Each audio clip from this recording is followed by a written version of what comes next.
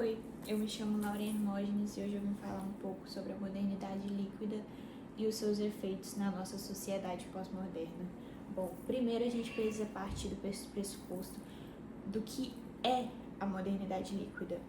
Bom, ela surgiu por Zygmunt Bauman e ela vem contra a modernidade sólida, que é aquela caracterizada por uma estabilidade, uma previsibilidade, que os seus valores são fortes e duradouros.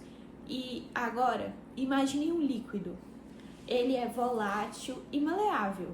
Então, esse é o pressuposto da modernidade líquida.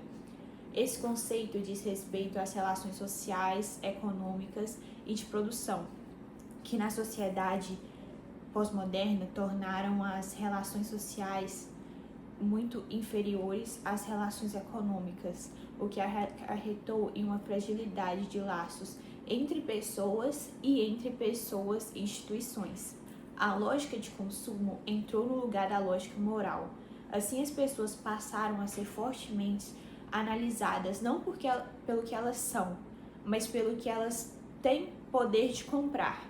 Então, assim, muitos indivíduos passaram a comprar até mesmo o seu próprio valor, o seu afeto e a sua atenção. Então, Bauman afirma que a sociedade líquida ela vem da incapacidade de algo tomar uma forma específica. Ela se transforma diariamente, seguindo o que a massa, o que o mercado a obriga a ser. Dando agora um breve exemplo para que a gente consiga situar esse contexto na nossa realidade, a gente tem os fast fashions, que são as lojas de grande escala, e que se você frequentar uma loja dessas uma vez ao mês, a cada uma dessas idas você vai encontrar itens completamente diferentes do que o do mês anterior.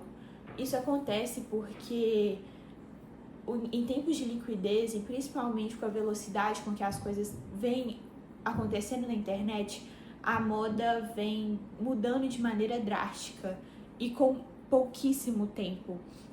Então, o que antigamente era muito bem formado, as pessoas poderiam comprar uma roupa e usar por anos a fio, sem que aquela peça parecesse estar parada no tempo, não é algo que acontece mais, porque as pessoas estão sempre buscando por algo novo. Por exemplo, se hoje lançam uma estampa xadrez, você vai andar na rua e ver várias pessoas de estampa xadrez, porque é a nova moda. Mas daí 2 semanas vira a nova moda uma estampa de flores, e aí você vai sair na rua e encontrar várias pessoas com estampa de flores. Você vai numa loja dessas e vai achar apenas estampas de flores. E as pessoas com as estampas de flores vão começar a falar mal dos que estavam usando a estampa xadrez, sendo que eles mesmos também estavam utilizando há 2 semanas atrás. Então, isso destaca um pouco de como a modernidade líquida funciona nesse mercado. A dissolução dos principais laços da relação humana fez com que a elaboração de projetos de vida se tornassem algo completamente fora de cogitação, porque antigamente as pessoas tinham um trabalho fixo, elas constituíam família, elas compravam um terreno, construíam uma casa, compravam um carro, compravam outros patrimônios, eles tinham herança para poder passar para os filhos, e hoje isso não é algo mais fácil de se conquistar. As pessoas antigamente elas sabiam o que elas queriam, elas buscavam aquilo e elas conseguiam. E hoje em dia a maioria não sabe o que quer, não sabe como buscar e muito menos o que irá conseguir. Enquanto os jovens de décadas atrás, com seus 20 e poucos anos, eles trabalhavam, por exemplo, para comprar um terreno e construir, ter aquele bem. Hoje, a maioria dos jovens querem apenas coisas passageiras, como uma viagem ou até mesmo um item cosmético. Existe uma trend nas redes sociais que eu acho que vale a pena ser citada aqui, que ela constitui basicamente em um jovem posta um vídeo e escreve a frase: eu coloquei uma meta e eu alcancei. E a tal meta do vídeo é algo super pequeno, como um item de skincare ou algo até mesmo para comer. E essa queda dos objetivos vem da mudança também dos empregos na modernidade líquida, porque os empregos antigamente eles eram fixos e duradouros, e agora eles passaram a ser flexíveis e completamente precários. Agora a maioria das empresas tem dispensado, inclusive, funcionários super proativos e com muitos anos de casa. Então, como exigir de um jovem que vive de ansiedades e incertezas, sem saber o destino da sua realidade financeira, que ele compre um imóvel, que ele invista em algo, sendo que talvez no próximo mês ele já não tenha mais aquele emprego e já não seja mais possível arcar com essas despesas? Existe um termo chamado gig economy, que traduzido seria algo como uma forma de trabalho flexível ou alternativo, e ele é basicamente uma tendência que impulsiona a prestação de trabalhos temporários, como os freelancers. E em tese, esse termo abrange trabalhadores que atuam como sendo seus próprios gestores. Em si não é algo negativo, porque inclusive tem muitas pessoas que gostam de ter essa independência na carreira profissional. Esse tipo de trabalho possibilita uma maior flexibilidade, porém ele não fornece nenhuma estabilidade. Então, quem está nesse meio precisa estar sempre inovando, estudando e buscando novos meios para se aprimorar. O que também não é algo ruim, porque a gente realmente precisa estar sempre estudando para se tornar alguém melhor. Porém, você vive com uma incerteza de o que será que vai acontecer amanhã, e se não tiver mais demandas, e se eu passar mal, porque no meio de trabalhos temporários é difícil até você passar mal, porque se você não for trabalhar, você não recebe. Se você não recebe, você não paga as suas coisas. E se você não paga, como que você vive? Trazendo agora toda essa ideia para o direito, que é a minha área, é possível a gente notar uma desumanização no direito, graças à modernidade líquida.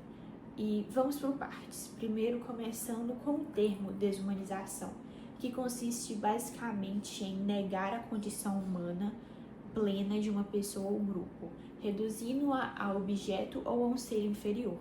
E agora, o direito, que ele consiste em normas que regulam a conduta humana na sociedade. Então, juntando as duas coisas, a gente tem uma justiça que reduz o indivíduo a um mero processo massificado e prioriza a lógica burocrática. Mas falando agora de uma maneira mais didática, para facilitar o entendimento, pense em um advogado. Antigamente, ele era visto como solucionador de problemas e precisava estabelecer uma relação de confiança com seu cliente. Então, eles tinham que estar ali presente ao longo do tempo, virando um confidente mesmo, e conhecendo as carências daquele que requisitava os seus serviços. Agora, nos tempos de liquidez, essa relação veio se esfriando. Mesmo com profissionais extremamente capacitados, a ligação entre o advogado e o cliente, ela não é mais tão personalíssima. É que tudo tem tido uma necessidade de acontecer com tanta rapidez, em muitos casos não tem tempo suficiente para fortalecer a relação entre os indivíduos. E por conta das tecnologias hoje utilizadas, acontece até mesmo casos em que o advogado e o cliente nem mesmo se conhecem pessoalmente. E em primeira análise, esse fato pode não parecer tão negativo quanto ele realmente é, porque muitas pessoas veem essa rapidez como algo que facilita os processos legais. Porém, se um advogado não possuir uma relação verdadeira com seu cliente, a possibilidade de que ele trate o caso apenas como um processo qualquer, como se o mesmo não envolvesse um outro ser humano, um ser humano com sonhos, pensamentos e vontades próprias, é muito grande, e isso desumaniza todo o caráter personalíssimo que o atuante do direito precisa ter. Existe uma frase de Carl Jung que diz: conheça todas as teorias, domine todas as técnicas, mas ao tocar uma alma humana, seja apenas outra alma humana. e isso traz a essência exata do que um profissional de direito precisa ter. Os tempos de modernidade líquida têm mudado o direito e nem sempre de uma maneira positiva. Por isso é necessário que todo jurista se atente e lembre-se que ao tocar uma alma humana, nós precisamos ser apenas outra alma humana. Não é simplesmente um processo. Por trás disso existe uma pessoa. Bom, essa é a minha explicação sobre modernidade líquida. Eu frisei mais ela no direito por ser o curso que eu estou fazendo, mas eu acho que essa última reflexão traz algo que qualquer profissional precisa ter. Eu espero que a explicação tenha trazido um bom entendimento sobre essa matéria. E é isso. Obrigada.